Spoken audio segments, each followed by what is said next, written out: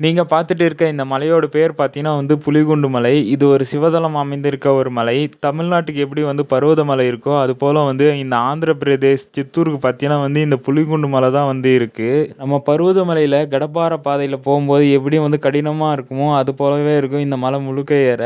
அது மட்டும் இல்லாம இந்த இடத்துல வந்து ஒரு 3 சிவலிங்கங்கள் வந்து இருக்கு.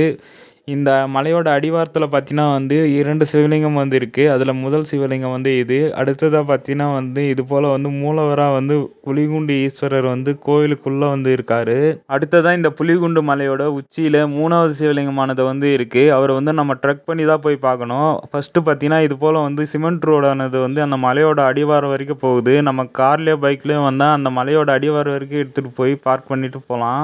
இந்த மலையோட மிடில்ல பார்த்தீங்கன்னா வந்து ஒயிட் கலர் பெயிண்ட் அடிச்சிருக்குல்ல, அதுதான் நம்ம வந்து ட்ரெக் பண்ணி போற வழி. இது பார்த்தீங்கன்னா வந்து ரொம்பவும் வந்து குறுகலா வந்து இருக்கும். ஒரே ஒரு ஆள் மட்டும் வந்து குனிஞ்சிட்டு வந்து நடந்து போற மாதிரி தான் வந்து இருக்கும். ரொம்பவும் வந்து ஆபத்தானது தான் வந்து இந்த இடம். பர்வதமலைக்கு வந்து கடப்பார பாதை எப்படி வந்து கடினமான பாதையோ, அதுபோல இந்த புலிகுண்டு மலைக்கு இந்த இடம் தான் வந்து ரொம்பவும் கடினமான பாதை. இந்த இடத்துல வந்து நடந்து போறப்போ பார்த்தீங்கன்னா, சைட்ல வந்து கம்பிகள் மட்டும் தான் வந்து சொருகி வந்து வச்சிருப்பாங்க. அதனால இந்த இடத்துல ரொம்பவும் வந்து கவனமா நம்ம போகணும். இந்த பாதைய பார்த்தீங்கன்னா வந்து மலைய வந்து குடைஞ்சு தான் வந்து இது போல வந்து வழியானத வந்து செஞ்சிருக்காங்க.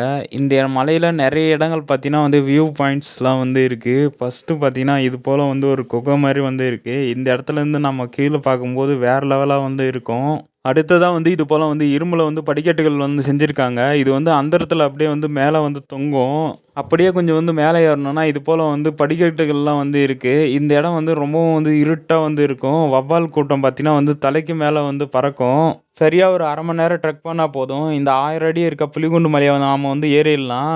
இவர் தான் வந்து 3வதா இருக்க சிவலிங்கம். இவர தரிசனம் பண்ணிட்டு அப்படியே வெளிய வந்து உட்காந்தோம்னா, மேல வந்து காத்து வந்து ஃபோர்ஸா வந்து அடிக்கும். இந்த காத்து அடிக்கும்போது நம்ம ஏறி வந்த களைப்பே வந்து மறந்துரும்.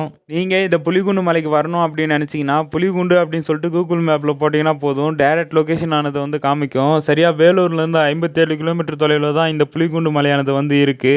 நீங்க இந்த புலிகுண்டு ராக் மவுண்டன வந்து ஏறி இருந்த அனுபவம் இருந்தா கமெண்ட் பண்ணுங்க. போகாத உங்க ஃப்ரெண்டுக்கு இந்த வீடியோ வந்து ஷேர் பண்ணி விடுங்க.